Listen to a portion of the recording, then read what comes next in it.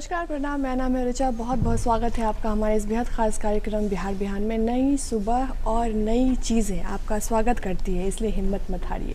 कहते हैं जब तक आप में संयम नहीं होगा आप संघर्ष के लिए तैयार नहीं होंगे, इसलिए संयम बहुत ज़रूरी है ज़िंदगी में आगे बढ़ने के लिए।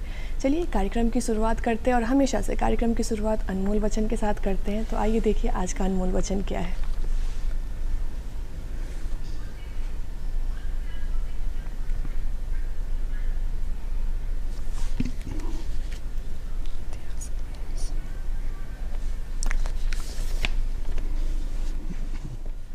प्राप्ति ना हो जाए।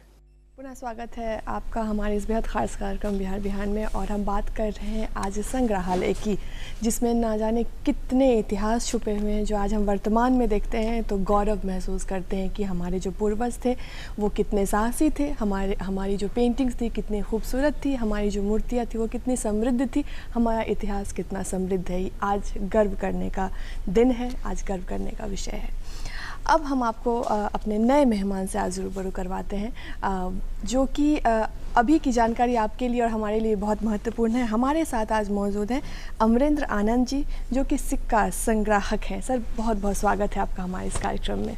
सबसे पहले तो पटना दूरदर्शन केंद्र और आपको ऋचा जी बहुत बहुत धन्यवाद। शुक्रिया। और पहले अपने बारे में मैं 2 लाइन बता दूं। जी जी जी। मेरा नाम अमरेंद्र आनंद हुआ और मैं बिहार के दरभंगा ज़िले के जाले गांव का निवासी हूँ। प्रारंभिक शिक्षा वहीं हुई, बाद में मैं झारखंड के धनबाद चला गया जहाँ मेरी नौकरी लग गई भारतीय जीवन बीमा निगम में। और लगभग 32-35 वर्षों की नौकरी के बाद आज से 8-10 साल पहले मैं रिटायर्ड हो गया जी। और रह गया आज का जो सब्जेक्ट है शौक़। जो शौक़ संग्रह, शौक़ बड़ी अजीब चीज़ होती है। न इसमें उम्र होती है, न इसमें जाति होती है, न इसमें धर्म होता है। ये बस केवल मन का जुनून होता है। अभी मेरी उम्र लगभग 70 हो चली है और बड़ी कभी कभी लोग बोलते हैं यार कैसे कर लेते हो। तो क्या होता है कि ये जो शौक़ है ना वो आपको ज़िंदा रखता है। मन कहता है कि अब शाम हो चला लौट चलें, लेकिन होता ऐसा है कि आपका जुनून आपको ज़िंदा रखता है। लगता है कि यही बेला है। चूँकि आप हम लोगों ने सुना है अपने बाप दादों से कि अच्छा कव्वाल भड़वा में गाता है। तो जो अच्छा परफॉर्मेंस है वो 60 के बाद होती है, क्योंकि 60 तक का आपका पूरा का पूरा ज़िंदगी का समर्पण है। जब भी कभी आप स्टेज में जाएंगे जो बेस्ट परफॉर्मर होते हैं, सबसे बड़े वक्ता होते हैं, वो लास्ट में बोलते हैं। उसी तरह ज़िंदगी के दौर में भी जो बेस्ट परफॉर्मेंस होता है वो ज़िंदगी का अंतिम पड़ाव होता है, यानी कि रिटायरमेंट के बाद, सेवानिवृत्ति के बाद, जहां आप खुद हैं और खुद का मर्जी है, किसी दूसरे की मर्जी नहीं है। हाँ, तो हम आते हैं शौक़ पर। ये मेरा बचपन से था और शौक़ कुछ का भी हो सकता है। मैं ऐसे व्यक्ति को भी जानता हूं जो हज़ारों हज़ार सांप पाले हुए हैं, बिच्छू पाले हुए हैं, हज़ारों हज़ार नदियों की पानी जमा किए हुए हैं। चूँकि मैं इसमें 50 वर्षों से जुड़ा हूँ और मैंने बहुत जगह प्रदर्शनी लगाई है। मैंने अपने बिहार के जो सबसे प्रतिष्ठित म्यूजियम है बिहार म्यूजियम, वहाँ पे मैंने 7 दिनों की सिक्कों की प्रदर्शनी लगाई थी पिछले साल, जिसका थीम था कौड़ी टू क्रेडिट कार्ड, यानी वो भी इंडियन मुद्रा का जो सबसे छोटा सेगमेंट होता है वो होता है कौड़ी, जहाँ से मुद्रा की शुरुआत हुई। उसके बाद पंचमार्क हुए, उसके बाद मेटल्स बेड्स हुए, दिस दैट होते होते आज की तारीख में आपका ये सिक्का चल रहा है। जैसे कि आज की तारीख में आपको दिखाने के लिए बता दूं, आज़ादी के अमृत महोत्सव पर ये सिक्का निकाला गया है। वो सारी चीज़ें तो हम बहुत बेहतरीन है कि सिक्कों का संग्रह होना बहुत अनिवार्य है और इसका कलेक्शन, ये शौक़ जो है बहुत बड़ी चीज़ें होती है। हम लोग कौड़ी की बात करेंगे, कौड़ी से स्टार्ट करते हैं कि कहते हैं कि कौड़ी की क्या विशेषता थी, अगर नया जो युवा पीढ़ी अगर वो जानना चाहे तो उसके बारे में बताएं। एक्चुअली कौड़ी जो है ना वो मुद्रा नामक वस्तु का सबसे प्रारंभिक रूप है। क्योंकि जब ये धरती नई जब बहुत पुराने ज़माने में अदला बदली वाले व्यवसाय के बाद जब ये व्यवस्था सोची गई कि एक खास ऐसा मेटल हो, कोई चीज़ हो जिसके बदले सब चीज़ मिल जाए। तो कौड़ी समुद्र भारत में बहुत जगह है, दुनिया में बहुत जगह है, बहुत उपलब्ध है। कौड़ी बहुत हार्ड होती है, हजारों लाखों वर्ष रह जाती है। आज भी आपको लाखों वर्ष पुराना कौड़ी मिल जाएगा। तो कौड़ी जो था, शुरुआत हुई, कौड़ी के भी 3 प्रकार थे। पहले होती थी कौड़ी, उसके बाद कोई कौड़ी फूट गई तो उसमें रांगा फिल कर दिया जाता था। रांगा एक ऐसा मेटल है, रांगा जो दुनिया का प्रारंभिक मेटल है, जो 400 डिग्री सेल्सियस पर मेल्ट हो जाता है। चूँकि उस ज़माने में तो सोना चांदी मेल्ट करने की सुविधा नहीं थी, तो रांगा भरा जाता था और रांगा के अंदर कौड़ी डाली जाती थी, जिसको हम लोग रानी कौड़ी कहते थे। उसके बाद मेटल बेड्स होते थे। तो शौक केवल सिक्कों का और डाक टिकटों का नहीं होता है, शौक आपकी जो मर्जी हो वो होता है। शर्त यह है कि आपका ज्ञान होना चाहिए, उसमें सिलसिला होना चाहिए, जुनून होना चाहिए। मैं अपने कुछ छोटे छोटे शौक के बारे में बताता हूँ। जी जी। मेरा मैंने 4-5 सेगमेंट लाया है, जो छोटे छोटे सेगमेंट हैं। आइए, ये पहला सेगमेंट है मेरा, शादी का मैरिज कार्ड। एक्चुअली ये भारत के, दुनिया के ऐतिहासिक व्यक्तियों के शादी का मैरिज कार्ड है। और ये जो सबसे पहला कार्ड है वो मेरा शादी का कार्ड है। मेरी शादी जो है जुलाई 81 में हुई थी, और ये मेरे शादी का कार्ड है। और मेरी शादी के कार्ड ने ही मेरे को शादी कार्ड संग्रह का मन में इच्छा जगी। अब आइए, अब आप देखते हैं, ये दूसरी शादी का कार्ड है। ये दूसरी शादी का कार्ड भी मेरे ही शादी के कार्ड के साल, वर्ष, महीना सब बराबर है, यानी जुलाई 1981। लेकिन है ये दुनिया के महान हस्ती का, ये चार्ल्स का और डायना की शादी का है। ये जो शादी कार्ड है, ये चार्ल्स और डायना के शादी का कार्ड है। इसी तरह हम आते हैं यहाँ, ये बहुत ही आर्टिस्टिक शादी के कार्ड्स हैं। मेरे पास में शादी के कार्ड्स के लगभग 200 कलेक्शंस हैं। मैं 5 ले आया हूँ। जैसे ये देखिए, ये हैंडमेड कागज़ पर बना हुआ कासिम बाज़ार के जो राजा थे, उनकी 1902 ईस्वी में जो शादी हुई थी, उनकी शादी का ये कार्ड है। ये है मेरे शादी के कार्डों का कलेक्शंस। इसके बाद ये आइए, ये बड़ा एक खूबसूरत कार्ड है। ये 1935 में शादी हुई थी। आपने सुना होगा, रामगढ़ के राजा थे कामाख्या नारायण सिंह, जिनकी शादी नेपाली के राजकुमारी से हुई थी। ये शादी होने को तो हुई थी हजारीबाग में, लेकिन इसका रिसेप्शन कलकत्ता और लंदन दोनों जगह दिया गया था। और ये जो कार्ड है, ये अपने ज़माने का सबसे खूबसूरत कार्ड माना जाता था, क्योंकि 1935 में ये लंदन से छप के आया था। इसी शादी के कार्ड के सिलसिले में अब हम ये छोटा सा कार्ड पे नज़र डालते हैं। ये जो कार्ड है, ये हरि सिंह का है, जम्मू कश्मीर के राजा का। ये 1912 ईस्वी में उनकी शादी हुई थी। ये उनकी पहली पत्नी, वैसे तो उनकी 4 पत्नी थी, लेकिन ये उनकी पहली पत्नी का शादी का कैकड़े जो प्रोग्राम हुआ था, उसका कार्ड है। इसी सेगमेंट में ये है आपका हिमाचल प्रदेश के महारानी के शादी का कार्ड। तो ये आते हैं हम लोग शादी के कार्ड के सेगमेंट पर, मैंने कुछ देखा। अब आते हैं दूसरा सेगमेंट। चूँकि मैंने कहा ना, शौक कुछ का भी हो सकता है, कुछ भी कर लें आप, केवल आपको उसकी जानकारी, एक तारतम्य हो, ऐतिहासिकता हो। जैसे मैंने आपको दिखाया हरि सिंह का कार्ड। हरि सिंह आज की तारीख में बड़े जाने माने नाम है, चूँकि वो जम्मू के राजकुमार हुआ करते थे। मैंने दिखाया डायना का कार्ड। डायना जो है सो आज की तारीख में दुनिया की महान हस्ती थी। डायना की जो शादी हुई थी 1981 में, वैसे तो मेरी शादी भी 1981 में हुई थी, लेकिन उस शादी का जवाब नहीं था, क्योंकि वो दुनिया के भव्यतम शादियों में से एक थी। अब हम आते हैं इन्विटेशंस कार्ड पे। एक मेरा सेगमेंट है। मैं 5-7 सेगमेंट ले आया हूँ कि लोग, दर्शकों को ये पता चले कि शौक कुछ का भी हो सकता है। ये है मेरे इन्विटेशन का कार्ड। ये पहला इन्विटेशन मेरा है, जो विजय चौक पर दिल्ली में 26 जनवरी का कार्ड है, जो मेरे को मिला था और मैं वहाँ गया था। अभी और सारे कार्ड्स पे सर हम लोग बात करेंगे, और बहुत सारे शौक हैं आपके, ये जान के बहुत अच्छा लग रहा है। लेकिन वक्त हो चला है एक विराम का। मिलते हैं एक छोटे से विराम के बाद।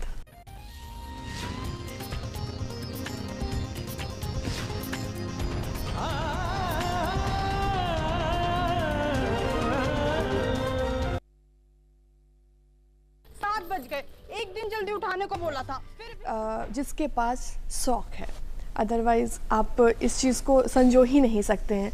और हम पुनः स्वागत करना चाहते हैं सर आपका। सर, आपने सिक्कों के कलेक्शन पे काफ़ी काम किया, लेकिन आपके पास और भी बहुत सारे कलेक्शंस हैं। और अभी मैं इसे ख़त्म कर लूँ? जी जी बिल्कुल। एक्चुअली है क्या, ये एक ऐतिहासिक कार्ड है। ये 1903 ईस्वी का कार्ड है, जिस समय भारत के राजा एडवर्ड 7 जो हैं सत्यानशी हुए, तो उनके यादगार में दिल्ली में एक प्रोग्राम किया गया और ये कार्ड 1903 ईस्वी का है। उसी तरह जॉर्ज 5 जब भारत में राजा हुए तो 1911 में ये कार्ड है। 1911 का ये इनविटेशन कार्ड है जो लोगों को दिया गया था। ये कार्ड आम पब्लिक को नहीं दी गई थी। ये कार्ड जो है राजे महाराजा दीवान बड़े बड़े लोगों को दिया गया था। उसी तरह देखिए ये कार्ड है, ये जो अभी विक्टोरिया महारानी थी उनके ताजपोशी का कार्ड है। विक्टोरिया 1953 में विक्टोरिया की ताजपोशी हुई थी लंदन में, जिसका ये कार्ड बना था। ये कार्ड साधारण नहीं है, इस पर पूरा का पूरा प्रोग्राम लिखा होता है, कब होता है, कैसे होता है। उसी तरह ये मेरे पास ये कार्ड्स हैं। ये कार्ड हैं 1927 ईस्वी के जूनागढ़ के। इसी तरह करके सारे कार्ड्स हैं। आज जो बात हो रही है शौक की, तो शौक में अभी मेरी चर्चा हो रही थी सिक्कों के बारे में। तो मैं आपको एक ख़ास बता दूं, पता नहीं बहुत सारे लोगों को पता है, लेकिन मैं एक विशेष जानकारी देना चाहता हूं।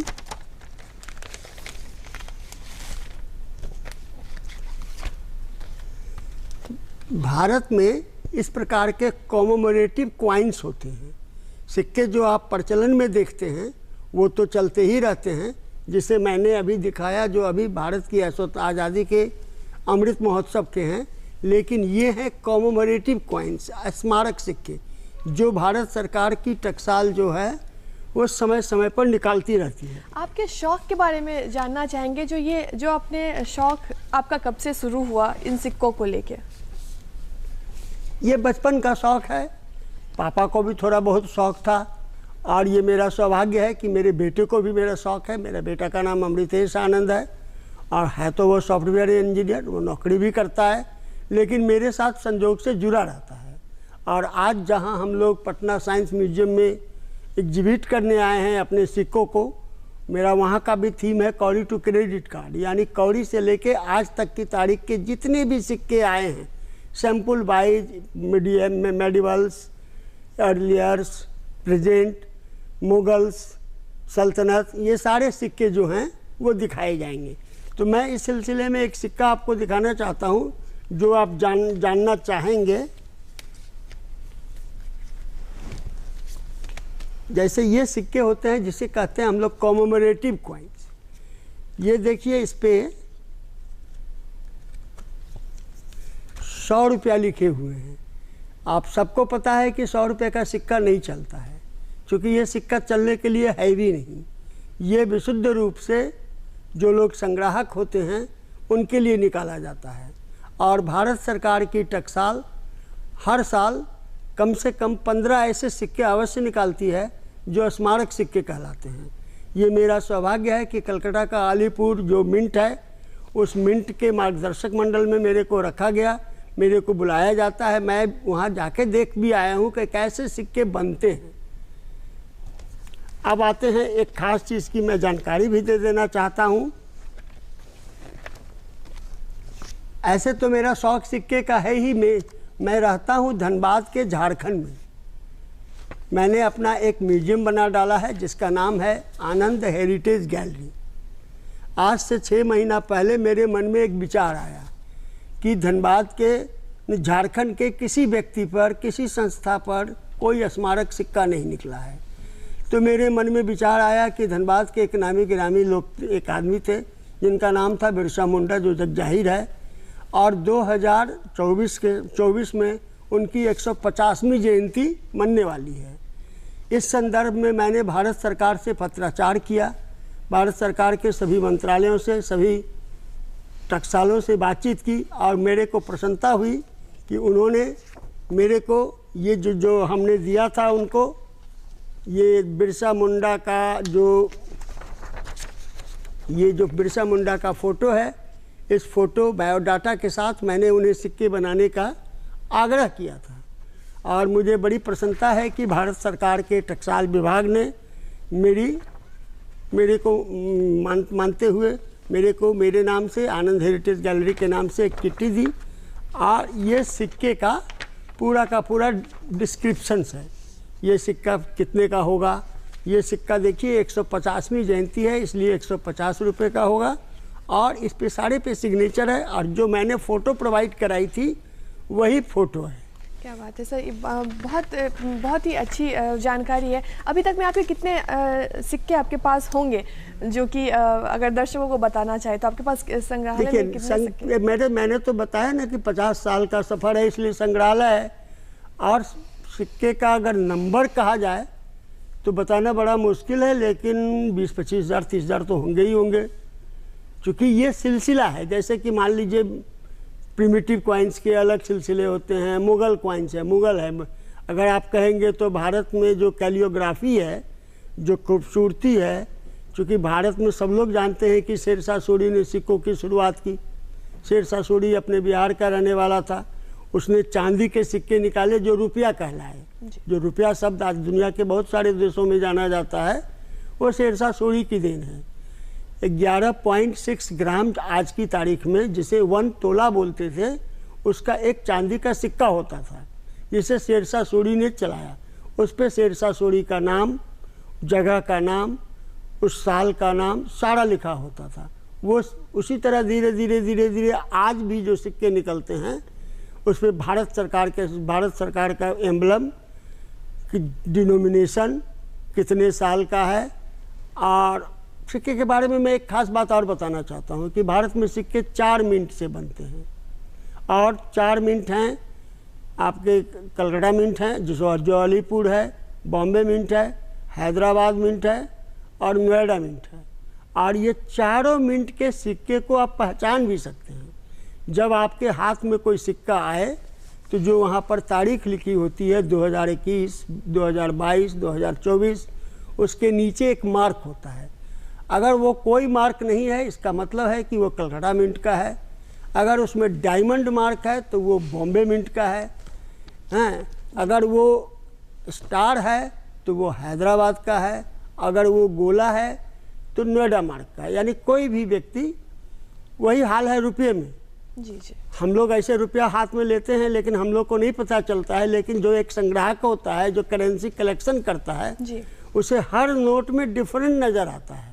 बिल्कुल, बहुत ही बेहतरीन जानकारी आपने दी आज के इतने महत्वपूर्ण दिन पे हमारे शो में आने के लिए और इतनी बेहतरीन जानकारी देने के लिए आपका बहुत बहुत धन्यवाद। लेकिन चलते चलते एक लोकतंत्र के महापर्व के लिए अगर एक वोट अपील करना चाहिए। हाँ जी, मैं चाहूँगा भारत के हर नागरिक से, जो भी चरण बच गए हैं हमारे चुनाव के, उनमें आप मतदान अवश्य करें। धन्यवाद। बहुत बहुत धन्यवाद सर आपका। चलिए, कैसा लगा आपको हमारा कार्यक्रम? प्लीज़ बताइएगा हमें, ज़रूर लिखिए। हमारा पता है निर्देशक DD बिहार, दूरदर्शन केंद्र पटना, फ्रेजर रोड, पटना 8001। हमारा ईमेल एड्रेस है director@ddkpatna@gmail.com।